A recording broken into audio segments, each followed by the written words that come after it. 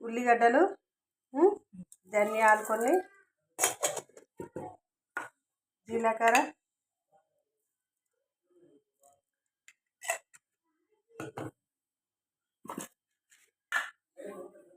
కొద్దిగా పసుపు,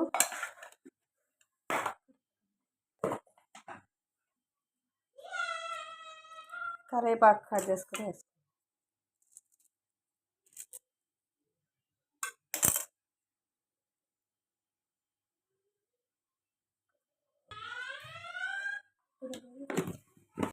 ఒక స్పూన్ ఉప్పు, తినే సోడా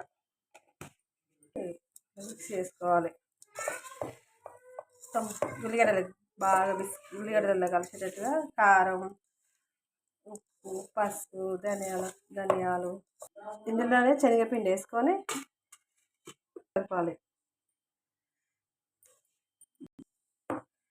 ఇందులో శనగపిండి వేసుకొని బాగా మిక్స్ చేయాలి. ఇలా ఉల్లిగడ్డలలో కొంచెం